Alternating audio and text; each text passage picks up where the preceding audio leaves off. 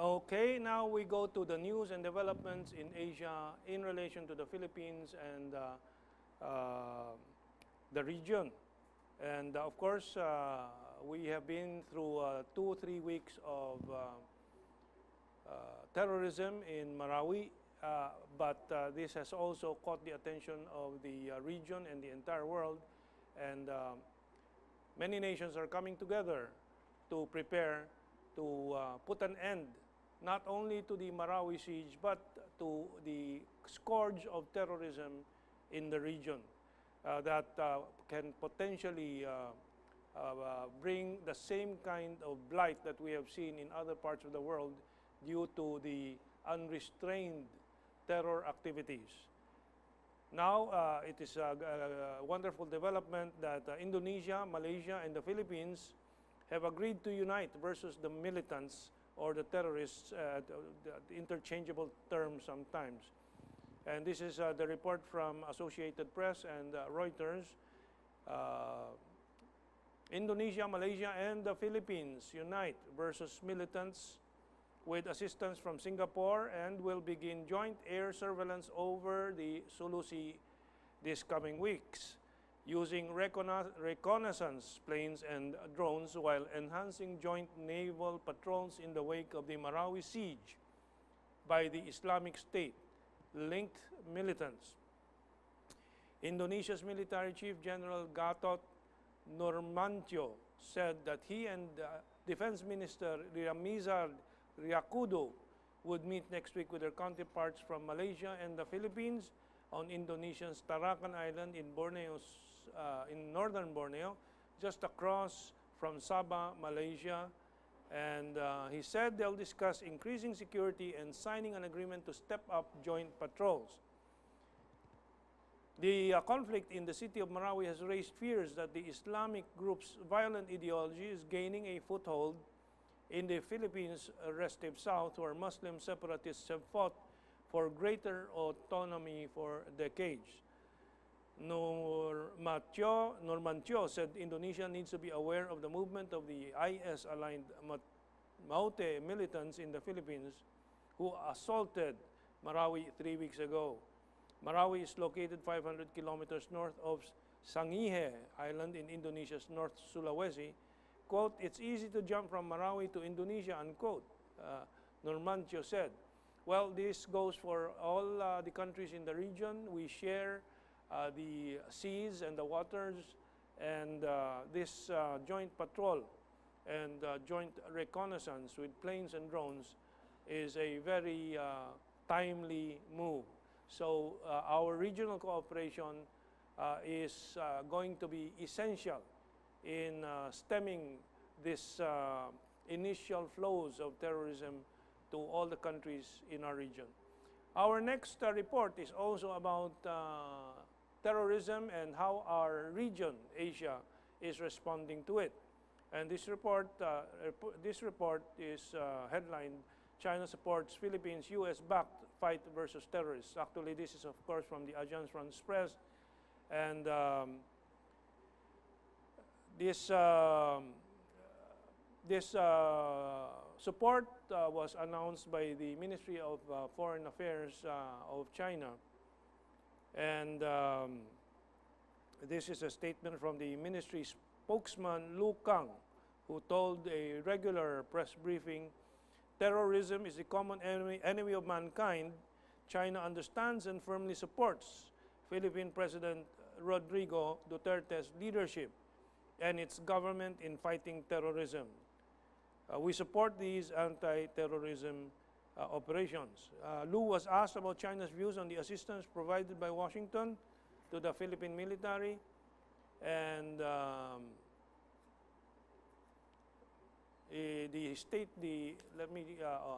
on the operation launched by the Philippine government on their territory. In principle, we welcome the constructive support of the international community on the basis of the respect for Philippine government's own will and of the Philippine sovereignty and integrity. Corollary to this, of course, we have this report from Noel Tarazona on Asia Times, and this reports the request of Philippine Defense Secretary Delfin Lorenzana request submitted, the formal request submitted to Chinese Ambassador Zhao Jianhua to acquire precision-guided missiles, speedboats, and drones to counter a rising or the rising terror threat in the Philippines' volatile southern region, which is exemplified by the continuing Marawi battles that have already claimed more than 200 lives as of today. So we hope this is facilitated. One of the reasons for the tragedy of friendly fire casualties of on the Philippine Army side or military side is the shortage of precision-guided missiles. And this has hampered the operations of the military against the Maute IS-linked terrorists. So with far more reasonably cost precision-guided missiles, the operations of the Philippines will improve, and China can provide this. So we hope this is facilitated in the coming months. Okay, still about cooperation. Here again is a broader regional cooperation project, the Shanghai Cooperation Organization. The Shanghai Cooperation Organization has just accepted the membership of India and Pakistan to join the Shanghai Cooperation Organization. What is this organization? This is a multilateral group consisting of China, Russia, and now including India and Pakistan, and the Central Asian states, and it involves economic and political cooperation. So this is a significant development, and of course one of the concerns of the Shanghai Cooperation Organization is also terrorism. Again, in the area of cooperation of different countries in the developing world and in the non-G7 world is the Brazil, Russia, India, China, South Africa cooperation, representing almost all the major continents of the world, and which just met in Fuzhou, China. And the Fuzhou initiative appeals for greater BRICS cooperation. Representatives of political parties, think tanks, and non-government organizations in the 5 member nations of BRICS gathered in Fuzhou for a 2-day forum and released the Fuzhou Initiative on Monday, appealing for enhanced cooperation among BRIC countries. The political parties, think tanks, and civil society organizations from BRICS and several developing countries met in Fuzhou to exchange views and share experiences surrounding issues of common interest, with an aim to enhance cooperation among BRICS countries and with other emerging markets and developing countries like the Philippines.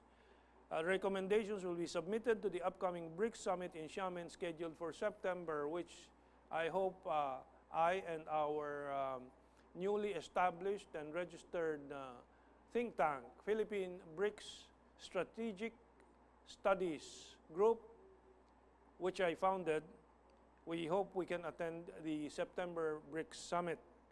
And we are trying to spearhead the participation of the Philippines with this new economic alliance and avail of the benefits of working with these major countries and its own financial institution, the BRICS Bank, which is now known as the New Development Bank.